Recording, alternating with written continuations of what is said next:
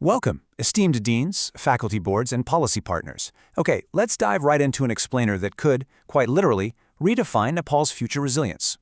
Today, we're looking at a formal proposal to establish the DRR Academy and introduce a completely new academic discipline at Tribhuvan University, Disasterology and Humanitarian Studies. Consider this a persuasive pitch, a concrete roadmap, and a bold vision for our future, all rolled into one. We've all heard the term natural disasters, right? But I want you to ask yourself something as we reflect on our recent history. The 2015 Gorkha earthquake, the Malamchi floods, the recurrent monsoons. Are the catastrophic impacts we see in Nepal truly just the fault of nature? Or are human choices, unmanaged development, and deep-seated vulnerabilities actually playing a much, much bigger role? Keep that question in the back of your mind as we go through this material. Here is our roadmap for today. We'll be covering 6 main areas, starting with the ecosystem of disasters, moving through the creation of a new academic discipline, looking at essential competencies, empowering the workforce, our phased implementation plan, and finally, how this advances global goals. Let's jump right into Section 1, the ecosystem of disasters, where we're really rethinking risk and vulnerability. Okay, so what exactly is disasterology? Basically, it's the scientific study of the entire disaster ecosystem. This theory completely moves us away from traditional reactive emergency management. Instead of just sitting around waiting for something bad to happen and then responding, disasterology is a proactive, systemic science. It studies how disasters actually emerge from the complex, messy interactions between natural processes, human activities, and the socioeconomic vulnerabilities we build right into our societies. Think of it like a forest fire. The natural hazard, say an earthquake or a massive flood, that's just the spark. But a spark alone doesn't make a roaring fire, does it? It needs fuel. Human choices, things like poor urban planning, deep inequality, and ecosystem degradation, act as the dry tinder and the wind. A natural hazard only becomes a full-blown disaster when it collides with human vulnerability. The takeaway here is huge. By changing our human choices, we can actually prevent the disaster from happening in the first place. Moving on to Section 2, a new academic discipline, and how we plan to bridge the educational gap at Tribhuvan University. Now, as university leaders, you already know that our current education system around disaster management is, well, it's pretty fragmented. We've got pieces of it in engineering, pieces in environmental science, some in geography, but this leaves a massive gap. We are missing a unified, interdisciplinary discipline within the humanities and social sciences that looks at the sociopolitical, cultural, and humanitarian dimensions of risk. We absolutely have to bridge this gap if we want to understand the people at the very center of these crises. And that brings us to the core of our pitch today. We're proposing a Bachelor of Arts at Tribhuvan University housed right under the Faculty of Humanities and Social Sciences. This program is the definitive tool to build long-term resilience.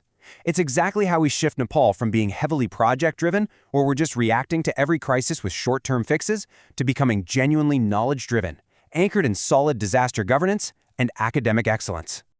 All right, Section 3, Essential Competencies. Let's look at exactly what our graduates are going to master. This isn't just high-level theory. We're talking about incredibly rigorous training. On the technical side, you've got hard skills like GIS disaster mapping, complex risk analytics, and emergency planning. But let's be real, technical skills alone aren't enough when you're in the middle of a crisis. On the ethical side, our graduates will be deeply grounded in essential humanitarian ethics. They'll master international sphere standards, accountability, human rights, and inclusion. So they won't just be highly capable, they will be highly principled. Plus, they won't just be stuck behind a desk reading textbooks. We're heavily integrating dynamic field practicums and simulations to make sure students gain real, hands-on skills. We're talking about actively managing mock crises and emergency operations center simulations and conducting community hazard mapping right there on the ground.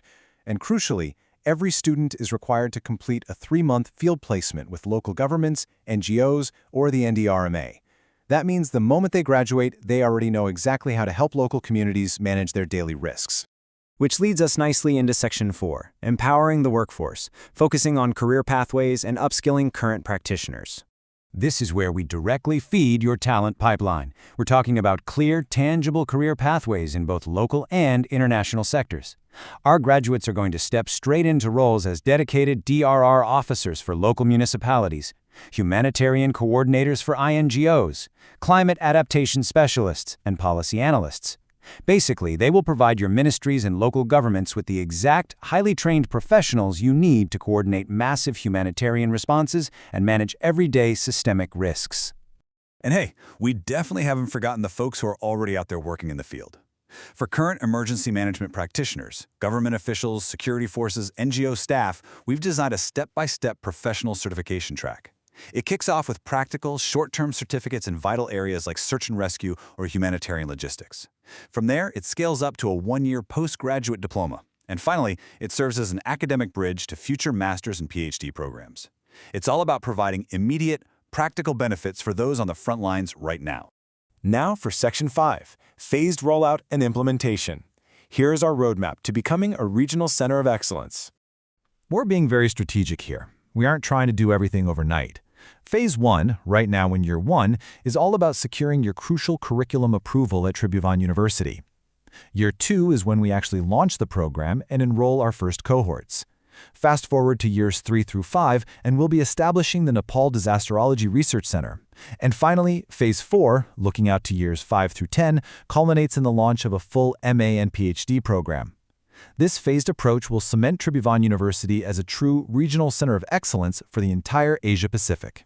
5,000. I want you to just take a second and really think about that number.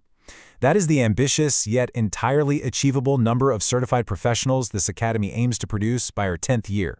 Just imagine the transformative national capacity of having 5,000 interdisciplinary experts embedded across literally every province and local municipality in Nepal.